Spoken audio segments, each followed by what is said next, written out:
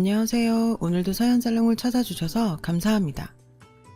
20대 아들, 딸을 키우고 있는 50대 전업주부예요. 어린 친구들은 이상하게 생각하겠지만 예전부터 제 꿈은 행복한 가정을 꾸리는 전업주부였어요.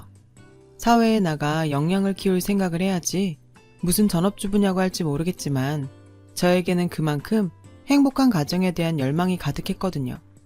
거기엔 불쌍한 제 가정사도 한몫했어요. 저는 그리 행복하지 못한 집의 장녀로 태어났어요. 아버지는 개인 택시를 하셨지만 돈 버는 것보다 노는 걸 더 좋아하는 분이셨죠. 어머니는 아버지를 무능한 한량으로 치부하며 탐탁치 않아 하셨어요. 아버지를 대신해 가정을 책임져야 했던 어머니는 육아 도우미였어요. 남의 집 아이들은 열심히 돌봤지만 정작 우리 남매는 가난 때문에 방치됐었죠. 그로 인해 한창 부모의 손길이 필요했던 아이 때부터 밖으로 내돌려진 남동생은 학창시절부터 툭하면 사고를 치고 가출을 밥 먹듯이 하는 문지아로 자라게 되었어요. 반면에 저는 누가 말 걸어오는 것조차 경계할 정도로 내성적인 아이가 되었죠. 남들 눈에도 잘 안 띌 정도로요. 공부도 잘하지 못한 데다 집도 가난해서 대학 진학은 언감생심이었어요. 그래도 여상을 졸업하고 운이 좋게 은행에 채용될 수 있었어요. 그때도 은행에 다닌다고 하면 사람들이 공무원 보듯이 하던 때라 태어나서 처음으로 어깨가 으쓱했죠. 남편과는 같은 은행에서 만났어요. 저는 일반 창구에서 근무를 했고 남편은 대출 창구를 맡고 있었어요. 무뚝뚝했지만 책임감이 강해서 저는 그런 남편의 모습에 매력을 느꼈죠. 하지만 내성적인 제가 남편에게 접근하는 건 쉽지 않았어요. 그저 멀리서 바라보며 애만 태울 뿐이었죠. 그런데 저에게도 기회가 생겼지 뭐예요. 시어머니와 우연히 만나게 되었거든요. 저는 여느 날처럼 창고에 앉아 고개 긍대를 하고 있었어요. 한 중년 여성의 차례가 되었고 저는 친절하고 상냥하게 응대를 했죠. 그런데 글쎄 이분이 제가 짝사랑하던 남편의 어머니였지 뭐예요. 어머님은 제 응대가 마음에 드셨는지 제게 호감을 갖게 되셨고 그 이후로 저를 보러 은행을 찾는 날이 많아지셨어요. 저만 어머님 정체를 모른 채 말이죠. 그렇게 한 달 정도 지나자 어머님은 제게 밖에서 점심을 사주시겠다고 하셨어요. 저는 고객과 개인적으로 만날 수 없다고 거절을 했고 그제 어머님은 자신의 정체를 밝히시더라고요. 사실 한상준 대리가 내 아들이에요. 우리 애랑 밥 한번 먹지 않을래요? 그 말을 듣는 순간 너무 놀라서 소름이 돋을 정도였다니까요. 그렇게 전 늘 멀리서 지켜만 보던 남편과 식사 자리를 갖게 되었어요.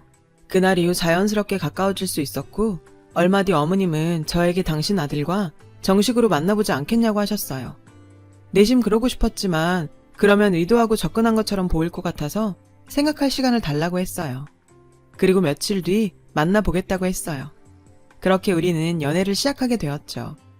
이미 시어머니께 합격 도장을 받은 터라 결혼까지 이어지는 건 그리 힘든 일이 아니었어요.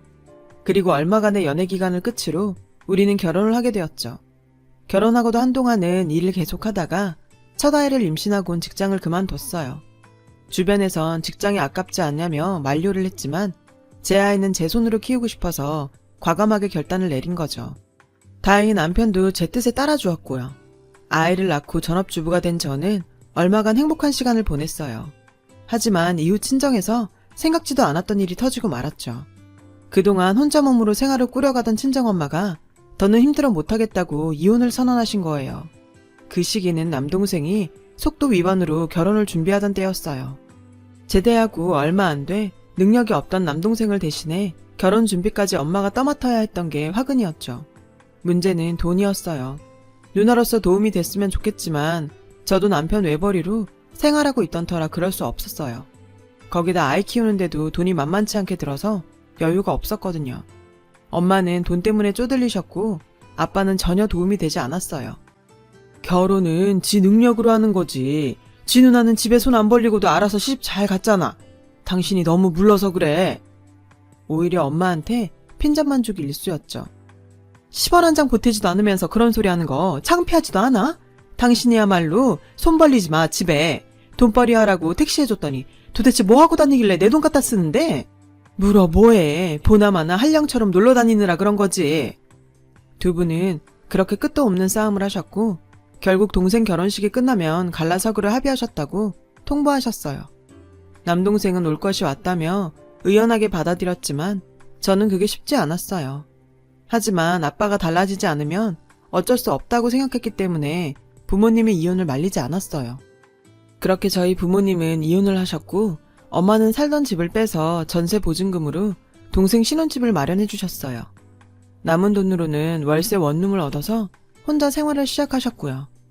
저는 엄마 혼자 지내시는 게 걱정이 돼서 한동안 자주 들여다보곤 했죠. 엄마는 오히려 지금이 마음도 편하고 좋다며 자주 올 것 없으니 내 가정이나 잘 꾸리고 살라고 하셨어요. 아빠는 이혼한 뒤 말도 없이 떠나셨고 남은 가족들은 행여 아빠가 연락을 해올까봐 전화번호까지 싹 바꾸었어요. 솔직히 아빠한테 연락 올 일은 돈 아니면 사고 둘 중에 하나밖에 없으니까요. 그렇게 저희 가족은 흩어진 채 각자의 생활을 이어갔어요. 그 사이 저는 둘째 딸을 낳았고 아이가 둘이 되니 정신이 하나도 없었죠. 4살 터울이라 괜찮을 줄 알았는데 애한테 손이 많이 가는 건 똑같더라고요. 다행히 남편은 든든한 가장으로서 버팀목이 되어주었고 아이들을 키우는 건 힘든 일이었지만 그래도 보람을 느낄 수 있어서 나름 행복했어요. 그러던 어느 날 엄마한테 연락이 왔어요. 계속 소화가 안 돼서 소화제를 드셨는데 복통으로 구급차에 실려 병원에 가보니 위암이라고 그러더래요. 이미 암세포가 다른 장기까지 전이된 상태라 수술을 해도 가망이 없다고요. 그렇게 시한부 선고를 받은 엄마는 4개월 만에 세상을 떠나셨어요. 변변한 영정사진도 없어서 제 핸드폰에 있는 사진을 사용해야 했죠. 빈소에 앉아 엄마의 사진을 보고 있자니 그렇게 눈물이 나더라고요. 평생 남편 대신 생활을 책임지느라 밤낮 없이 고생만 했던 엄마의 삶이 안타까워 눈물이 멈추지 않았어요. 남편은 장모님 발인 전에 장인 어른을 찾아봐야 하지 않겠냐고 했지만 저는 단호하게 거절했어요. 같이 사는 동안 그렇게 고생만 시킨 사람을 찾아서 뭐 하냐고요. 남편은 알았다고 했지만 뭔가 난처한 표정이었죠. 혹시 뭐 걸리는 거라도 있냐고 물었더니 남편은 아니라며 절대 아무 일 없다고 하더군요. 장례 이튿날 밤 남편은 저와 남동생에게 더는 올 손님도 없으니 방에 가서 눈 좀 붙이라고 했어요. 빈소는 자기가 지킨다고요. 다음날 아침이 발인이라서 동생과 저는 장례식장에 딸린 방으로 들어갔어요. 다음날 발인을 끝으로 엄마의 장례식은 모두 끝이 났어요. 그런데 딸아이가 그러는 거예요. 지난밤 제가 빈소를 비운 사이 밤늦게 누가 빈소에 찾아왔었다고요. 불길한 예감에 저는 남편한테 물었죠. 혹시 지난밤에 아빠가 왔었냐고요. 남편은 아니라며 아는 분이 늦게 소식을 듣고 와서 부의금만 주고 갔다고 했어요. 그 말을 듣고도 의심이 가시지 않은 저는 혹시 몰라 남동생한테 부의금 봉투에 아빠 이름이 있냐고 물었고 동생은 봉투는 물론 방명록에도 아빠 이름은 없었다며 예민하게 굴지 말라더군요. 그제야 내가 너무 날카롭게 굴었나 하는 생각이 들었죠. 시간이 흘러 어느덧 일상으로 돌아오게 되었어요. 저희 큰애는 군대에서 영장이 나와 군입대를 하게 되었고요. 다칠까 상할까 애지중지 키운 아들을 훈련소에 보내고 집에 돌아오는 길은 너무도 허전하고 쓸쓸했어요. 20개월간의 복무기간이 까마득하게 느껴질 정도였죠. 그렇게 집에 도착하니 낯익은 택시가 저희 집 대문 앞에 서 있었어요. 저는 뭐 이런 몰상식한 운전사가 있나 싶어 한마디 하려고 다가갔어요. 그런데 차 안에 아빠가 타 있지 뭐예요. 차에서 내린 아빠는 전과는 많이 달라진 모습이었어요. 하얗게 샌 머리에 왜소한 모습이었죠. 아빠는 저를 보며 쑥스럽게 웃더군요. 그 모습에 황당해서 말도 안 나왔어요. 저는 대뜸 여긴 어떻게 찾아왔냐며 소리를 질렀고 남편은 동네 사람들 보니 들어가서 얘기하자며 저를 말렸어요. 하는 수 없이 친정아빠를 집에 들였어요. 그런데 이 양반이 뭐라는 줄 아세요? 나 오늘부터 여기서 좀 살아야겠다. 글쎄 이러지 뭐예요. 아빠는 거실에 당신 진보다리를 내려놓으며 집안을 둘러보았어요. 마치 당신이 쓸 방을 찾는 눈치였죠. 뭐라고요? 젊어서는 엄마한테 빌붙어 살더니 다 늙어선 저한테 빌붙으려고요? 도대체 언제까지 가족한테 거머리처럼 붙어서 피 빨고 살 생각이에요. 난 아빠 떠안고 살 생각 추워도 없어요. 저는 버럭 소리를 질렀어요. 하지만 아빠는 제 말에 아랑곳 않고는 집안을 기웃거리더니 이러더군요. 여기가 태준이 방인가? 비어있는 동안 내가 당분간 이 방 좀 쓰마. 그리고는 가방을 들고 군에 간 아들 방으로 들어가려고 하더라고요. 저는 그 앞을 막아섰어요. 누구 맘대로 거길 들어가요? 당장 내 집에서 나가요! 저는 아빠를 떠밀고는 문 앞을 막았어요. 하지만 남편이 달려와 저를 잡아 끄는 바람에 거실로 밀려 나왔죠. 진정해. 당분간이라고 하시잖아. 내가 지금 진정하게 생겼어? 순간 저를 말리는 남편이 왠지 수상해 보이더라고요. 당신 혹시 나한테 숨기는 거 있어? 설마 그동안 나 모르게 저 사람이랑 연락하고 지낸 거 아니야? 제가 다그치자 꿀먹은 벙어리처럼 아무 말도 못하더라고요. 그리고는 저를 안방으로 데리고 가서 5년 전 우연히 아빠를 만났던 일을 얘기해 주었어요. 업무차 택시를 탔는데 하필 기사분이 아빠였더라고요. 아빠는 저를 비롯해 엄마와 남동생 걱정을 많이 했다나 봐요. 그래서 소식이라도 전해드리겠다며 연락처를 주고받았다고 하더군요. 5년 전이면 엄마 장례식 전이었어요. 그제야 남편이 엄마 장례식에서 왜 뜬금없이 아빠 얘기를 꺼냈는지 알겠더라고요. 그래서 장례식장에 아빠가 왔던 거 아니냐고 따져 물었어요. 아니라고 딱 잡아떼던 남편은 결국 사실대로 털어놓고 말았죠. 아무리 남보다 못한 사이지만 장모님이 돌아가셨다는 얘기를 전해야 할 것 같아서 연락을 했다더라고요. 그랬더니 아빠는 못난 남편이긴 하지만 아내가 가는 마지막 길에 인사는 하고 싶다고 간절히 부탁했다는 거예요. 하는 수 없이 남편은 우리 남매가 잠든 사이 아빠를 빈소에 들였더라고요. 그 얘기를 들으니 화가 나서 미칠 것 같았어요. 그래서 당장 아들 방으로 달려갔어요. 그랬더니 글쎄 아빠가 제 아들 침대에 누워 코까지 골며 자고 있지 뭐예요. 당장 깨워서 내쫓으려는데 그 순간 아빠의 왼쪽 손가락에 끼어있는 결혼 반지가 눈에 들어오는 거예요. 그 반지를 보자 마음이 흔들려서 차마 잠든 아빠를 깨울 수 없었어요. 어차피 잠든 거 그냥 내일 아침에 내보내기로 마음 먹었죠. 아들 방에서 나오니 수험생인 딸아이가 왜 그렇게 소란이냐며 공부하는데 방해가 된다고 핀잔을 주더군요. 저는 미안하다며 안 떠들 테니 들어가 공부하라고 했어요. 요즘은 공부하는 게 벼슬인 세상이라 딸아이 눈치를 보고 살거든요. 수능시험 때까지만 꾹 참자 싶었어요. 다음날 남편과 딸아이는 각자 출근과 등교를 했고 저는 아빠와 단 둘이 남게 되었어요. 둘 다 말 한마디 없었죠. 아침 설거지를 마친 뒤 아들 방으로 가 아빠한테 말했어요. 기운 빼기 싫으니까 그만 나가시죠. 이렇게 버티셔도 저 돈 없어요. 내가 너한테 돈 달라고 했냐? 왜 네 엄마처럼 자꾸 나한테 돈돈거려? 나 너한테 돈 뜯으러 온 거 아니다. 도대체 너 내가 왜 그렇게 싫으냐? 은혁이야 하도 사고를 쳐서 내가 듣기 싫은 소리도 하고 정신 차리라고 매도 들고 했다지만 너하고 난 그래도 잘 지냈잖아. 맞아요. 사실 저는 아빠와 특별히 부딪힌 적 없이 잘 지낸 편이었어요. 하지만 딸은 엄마 편이라고 엄마가 아빠 때문에 힘들어하는 모습만 보고 자라서 그런가 아빠를 받아들이는 게 쉽지 않았어요. 아빠 때문에 엄마가 그 고생을 하는 걸 봐온 내가 어떻게 아빠를 좋아할 수 있겠어요? 엄마는 뼈가 으스러지도록 일하는 동안 아빠는 뭘 했는데요? 가장으로서 단 한 번이라도 가족들 먹여 살리려고 노력이나 해봤냐고요. 엄마는 평생 우리 식구 먹여 살리느라 죽어라 일하고도 늘 돈 걱정만 하다 돌아가셨어요. 이럴 거면 왜 엄마랑 결혼했어요? 차라리 아빠 마음대로 한량처럼 살지. 결혼하지 말았어야죠. 저는요, 엄마가 불쌍해서라도 절대 아빠 못 받아줘요. 저는 그동안 가슴에 쌓아두었던 아빠에 대한 원망을 그대로 쏟아냈어요. 그러자 아빠는 충격을 받았는지 아무 말도 못하더라고요. 저는 씩씩대며 아들 방을 나왔어요. 안방에 들어와 방문을 쾅 닫았죠. 하고 싶은 말을 실컷 쏟아놓고서는 내내 마음이 불편했어요. 왜 안 그렇겠어요? 그래도 제 아빠인데요. 그러게 왜 찾아와선 다 잊고 사는 사람 속을 헤집는데요? 저는 제 마음이 불편한 것도 다 아빠 탓으로 돌렸어요. 남편이 퇴근하고 돌아오자 저녁을 먹었어요. 밥을 먹는 내내 우리 모녀는 아무 말도 없었죠.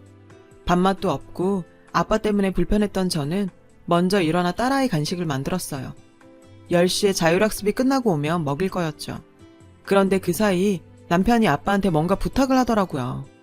앞으로 매일 밤 10시에 저 대신 학교로 딸아이 픽업을 가달라는 거였죠. 저는 남편과 안방으로 가 한 소리 했어요. 내가 싫어하는 거 알면서 당신 왜 그래? 나 지금 많이 참고 있으니까 그만해. 그러자 남편은 이게 다 우리 딸을 위해 그러는 거라고 하더군요. 제가 아빠한테 하는 걸 보고 딸애가 어떻게 생각하겠냐고요. 한마디로 제 행동이 딸을 망치고 있다는 얘기였죠. 그러면서 제가 아이들을 지나치게 챙기는 것도 알고 보면 다 애정결핍 때문이라고 하더군요. 그러면서 남들 보기 불편하니까 제발 아빠한테 잘 좀 하라고 했어요. 뭐? 애정결핍? 그래. 나 부모 사랑 못 받고 자라서 그런다. 아무리 그래도 면전에 대고 그렇게 콕 집어서 얘기해야 해? 그럼 당신 속이 좀 편하니?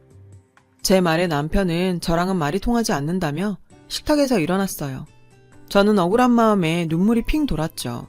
그런데 그러는 사이 현관문 닫히는 소리가 났어요. 시계를 보니 9시 40분이더라고요. 남편 부탁대로 아빠가 제 딸아이 픽업을 나간 모양이었어요. 그리고 잠시 뒤 딸아이와 저희 아빠가 깔깔거리며 들어오지 않겠어요. 저는 불편한 표정으로 두 사람을 쳐다봤어요. 그러자 제 표정을 본 아빠는 남편이랑 싸운 거냐고 묻더라고요.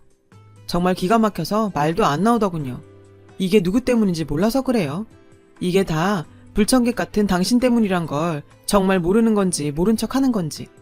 저는 더 이상은 참을 수 없어서 아들 방으로 들어가 아빠 짐을 챙겨 현관에다 던졌어요. 이 집에서 나가라고 소리치면서요. 저는 방으로 들어가 이불을 뒤집어 쓰고 울다 잠이 들었어요. 싫다는데도 괜히 와서 사람을 긁어놓곤. 아빠는 결국 저만 나쁜 년을 만들었어요. 다음날 평소보다 일찍 잠에서 깼어요. 한바탕 울고 일어나니 답답했던 속이 풀리는 것 같더라고요. 제 옆에서 잠들어 있는 남편을 보니 어제 일이 다시 떠올랐어요. 결핍이란 말에 솔직히 뜨끔했거든요. 무능한 남편 탓에 고생만 했던 엄마처럼 되지 않으려고 남편과 결혼을 했고, 내 아이들은 우리 남매와 달리 부모 사랑 듬뿍 받고 자라게 하고 싶었어요. 하지만 따지고 보면 이건 제 입장일 뿐이었죠. 정작 남편과 아이들의 생각은 고려하지 않았던 거예요. 딸아이를 위해서라도 아빠한테 어제 일을 사과해야겠다고 생각했어요. 제가 부모한테 함부로 하면서 제 아이가 저한테 잘하길 바라는 건 말도 안 되는 거니까요. 그래서 조용히 아들 방 문을 열었는데 아빠는 이미 떠나고 없더군요. 편지와 낡은 노트만 남겨둔 채요. 편지에는 다음과 같은 내용이 적혀 있었어요. 사랑하는 딸 은영아, 아빠가 멋대로 불쑥 찾아와 소란을 일으켜 미안하다. 네 말을 들으니 그동안 아빠가 네 엄마와 너희 남매한테 얼마나 부족한 가장이었는지 새삼 알겠더구나. 늦었지만 미안하다. 하지만 이건 꼭 내가 믿어줬으면 하는 게 있어서 이렇게 편지와 함께 남긴다. 누군가 내 인생에서 가장 행복한 순간이 언제였냐고 묻는다면 아빠는 망설임 없이 네가 태어난 날이라고 말할 거다. 그날 아빠는 세상에서 가장 작은 천사를 만나 평생의 운을 다 썼다고 해도 과언이 아닐 만큼 행복했다. 다만 너에게 못해준 것이 많은 부족한 애비라 미안할 뿐이다. 하지만 널 사랑하는 아빠의 마음만큼은 누구 못지 않았다는 걸 네가 알아주었으면 한다. 행복하게 살아라. 이 말이 꼭 하고 싶었다. 아빠가 남긴 편지를 읽고 보니 가슴이 저며왔어요. 도대체 내가 무슨 짓을 벌인 건가 싶었죠. 그때 아빠가 남긴 노트가 눈에 들어왔어요. 도대체 저 안에 뭐가 적혀 있을까 궁금했어요. 그렇게 노트를 펼쳐보니 제 어릴 적 사진이 빽빽하게 붙어 있더라고요. 하나같이 아빠의 택시 안에서 방실방실 웃고 있는 사진들이었죠. 그 사진 밑에 아빠의 필체로 보이는 글씨가 적혀 있었어요. 드디어 은영이 친부를 만났다. 다행히 얘기가 잘 통했다. 무슨 일이 있어도 은영이 엄마와 은영이 앞에는 절대로 나타나지 않겠다는 약속을 받았다. 이 약속을 받으려고 얼마나 뛰어다녔던가. 이제야 마음 편히 내 식구들을 만나볼 수 있을 것 같다. 제 친부라니요? 믿을 수가 없었어요. 가족들 누구에도 그런 얘기는 들은 적이 없었으니까요. 게다가 지금껏 아빠가 제 친부를 찾아다녔다는 사실에 말문이 턱 막혔어요. 그동안 갖은 눈총과 멸시를 받으면서도 택시를 끌고 전국을 돌아다녔던 이유가 저 때문이라니 가슴이 먹먹했어요. 마음이 급해진 저는 자고 있던 남편을 흔들어 깨웠어요. 아빠 전화번호가 뭐야? 빨리 전화해서 어디냐고 물어봐. 아빠가 집을 나갔어. 빨리. 남편은 서둘러 아빠한테 전화를 걸었고 아빠는 전화를 받지 않으셨어요. 남편은 그렇게 나가라고 할 땐 언제고 왜 이제 와 찾느냐고 제 아픈 곳을 찔렀어요. 저는 남편한테 아빠가 남긴 편지를 보여주었어요. 그러자 남편은 그동안 저 모르게 감춰두었던 얘기를 꺼내더군요. 사실 장인어른 치매 진단 받으셨어. 당신이랑 처남한테는 얘기하지 말라고 하셨어. 조용히 시설에 계시다가 때 되면 장모님 따라갈 거라고 고집 부리는 걸 내가 기억 온전하실 때 잠시라도 같이 살자고 주소 알려드린 거야. 치매 있으시니 운전하시면 안 된다고 해도 기어이 끌고 가시더라. 증상이 심해지기 전에 시설로 가신다고 했으니까 아마 지금쯤 요양원에 도착하셨을 거야.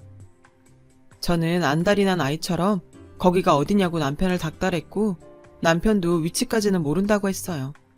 당신의 마지막은 아무한테도 보이고 싶지 않다고 하셨다나요? 저는 그 길로 남동생을 찾아가 아빠를 찾아야 한다고 말했어요. 당연히 남동생은 황당해했죠. 하지만 제가 편지와 노트를 보여주자 빨개진 눈으로 알겠다고 하더군요. 저희 남매는 전국의 치매 요양시설을 싹 다 뒤졌고 근 2달 만에 아빠가 계신 곳을 찾을 수 있었어요. 무슨 바람이 불었는지 딸아이도 같이 가겠다고 해서 온 가족이 나서게 되었어요. 그렇게 도착한 곳은 경기도 파주의 어느 요양원이었어요.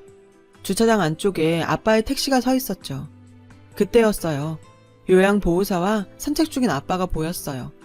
저는 아빠의 모습을 보니 오는 동안 내내 참았던 눈물이 흘렀어요. 하지만 마음과 다르게 이번에도 날이 선 말들만 쏟아냈죠. 누가 한량 아니랄까봐. 숨을 거면 아무도 못 찾을 곳으로 가지. 누가 이렇게 좋은 데서 편하게 살래? 저는 입을 삐죽거렸어요. 하지만 저희 부녀는 처음으로 서로를 보고 웃을 수 있었어요. 그리고 제 친부에 대한 얘기도 들을 수 있었죠. 엄마는 시집을 오기 전 만나던 사람이 있었대요. 한 동네에서 나고 자란 동네 오빠였죠. 엄마는 그 동네 오빠를 무척 사랑했지만 그 사람에게 엄마는 그저 하룻밤 불장난 같은 거였어요. 얼마 뒤 임신 사실을 알게 된 엄마는 동네 오빠한테 그 사실을 말했고 그는 그날 밤 몰래 서울로 도망을 쳤다더군요. 그 사실을 알게 된 외할아버지는 서둘러 혼처를 찾았고 엄마는 등 떠밀려 시집을 갈 수밖에 없었대요. 엄마는 결혼 8개월 만에 저를 낳았어요. 주변에서는 저를 팔싹둥이라고 했죠. 하지만 엄마가 8개월 만에 출산을 하자 아빠는 바로 알아차리셨어요. 제가 당신 딸이 아니라는 거를요. 아빠와 엄마가 초야를 치른 건 신혼 첫날이 아닌 그 후로 서너 달 뒤였거든요. 아빠는 엄마가 적어도 당신한테만큼은 용서를 빌 줄 알았대요. 하지만 엄마는 끝까지 임신을 한 채 시집 온 사실은 물론 아빠한테 사과 한마디 없었죠. 그래서 아빠는 밖으로 돌았다더군요. 엄마를 보면 화가 나고 집에 정이 붙지 않았으니까요. 이혼할까도 생각했지만 어린 저를 보니 그럴 수 없었다더군요. 그렇게 아빠는 가슴으로 저를 품었던 거였어요. 저는 아빠한테 잘못했다고 말했어요. 그러니 함께 살면서 혼내달라고요. 게다가 딸아이가 아빠를 그렇게 찾으니 제발 같이 가자고요. 그동안 꿈쩍 않던 아빠는 제 딸 얘기가 나오자 짐가방을 꾸리시더군요. 이래서 내리사랑이라고 하나 봐요. 그렇게 저는 아빠를 모셔올 수 있었어요. 솔직히 어색하지 않다면 거짓말이겠죠. 떨어져 산 세월이 있으니까요. 아빠는 매일 밤 아빠의 낡은 택시를 타고 제 딸을 픽업하러 가셨어요. 물론 운전은 제가 했지만요. 그리고 주말엔 온 가족을 택시에 태우고 기사식당으로 맛집 투어도 다녔어요. 그러는 사이 아빠는 하루가 다르게 기억력이 나빠지셨고 급기야 운전하는 방법도 잊은 채 당신 앞에 있는 딸이 아닌 사진 속의 딸만 알아보게 되었어요. 저희와의 이별을 준비하게 된 거죠.